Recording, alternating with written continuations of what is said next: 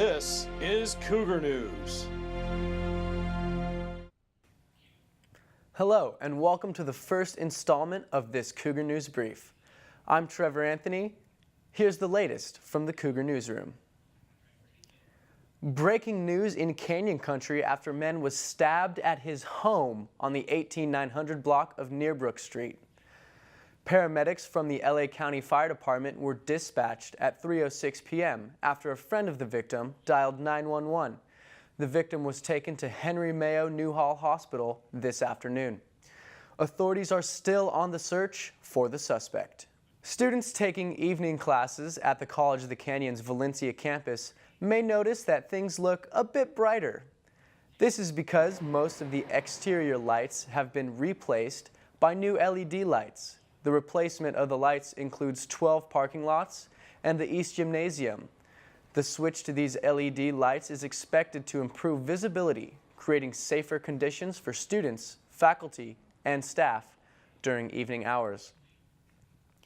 Apple finally announced the iPhone 7 and 7 Plus specs during an Apple press event.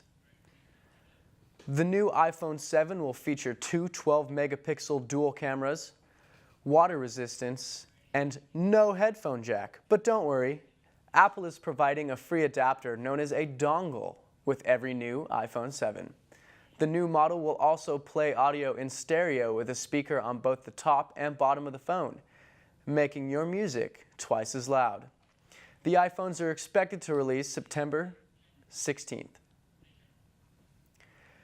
Angry Birds, Instagram, and Candy Crush don't hold a candle to this cultural phenomena, one that is an even greater consumer of time than Facebook, Twitter, or Snapchat.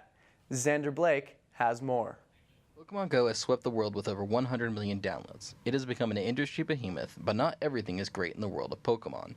With privacy scares and buggy updates, is Pokemon Go still popular? I am still enjoying it. It's a great experience to just keep walking around, going out with friends, and just having a great time. What about those who are not? Yes and no. I mean, right now I live in a community that doesn't really have a lot of service, so it's hard to, it's hard to find the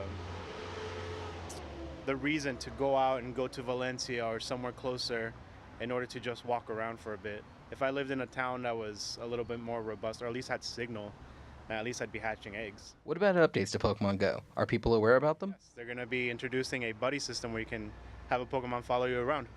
Oh, wow. Do players even know about these updates? I have not heard about the new updates, no. I don't really keep up with the news. Just if an update happens, I'll just install it and just keep playing. Minnesota's Senator Al Franken has concerns about Niantic, the company that makes Pokemon Go, and how it may be using the app to spy on consumers. That's pretty creepy. Creepy. But is it really all that surprising? It wouldn't be surprising to say that they're grabbing people's location, but at the same time, we would have already found out from their previous game. Ortega is talking about Ingress, a multiplayer game that Niantic released 3 years ago. But as of now, no one has fingered anyone with the company for stealing private data. But should we be concerned? I'm not too concerned, considering the fact that when they ask you to sign in with a Google account, it's usually just one of the other Google accounts I never use. It's not a personal one. So not concerned about that at all? Not too concerned. But what about those of us without a second Google account? Why would Google need Niantic's help if Google already has all that information before even Niantic existed? Reporting for Cougar News, I'm Xander Blake.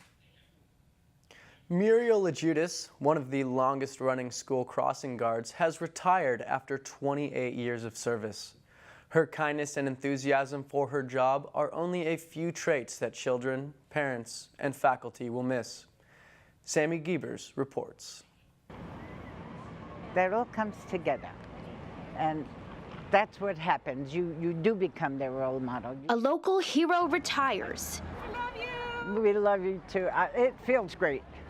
It feels great.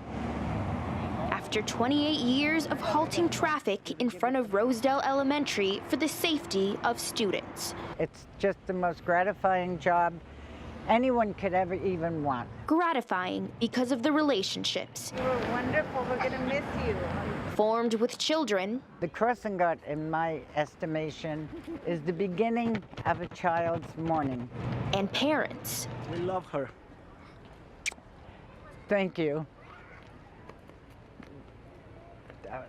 That's an emotion. What I'm going to miss the most is being here. Because for Muriel, I wouldn't stay long enough to cross you. it's more than just raising a stop sign. And I guess I'm their hero. They show me that, so I guess it makes me feel good and very emotional as well. And retirement isn't going to stop her Bye, sweetheart. Bye. from coming back to Rosedale Elementary and seeing her favorite kids. I will come back from time to time at 7:30 in the morning to get still get my hugs. I want my hugs and my little cookies and whatever else that you have to offer me, which the most important thing is hugs and love. Reporting for Cougar News, I'm Sammy Giebers. The Sunday Pros Blue Jam definitely attracted a large crowd. Here's Tim Strong with the story.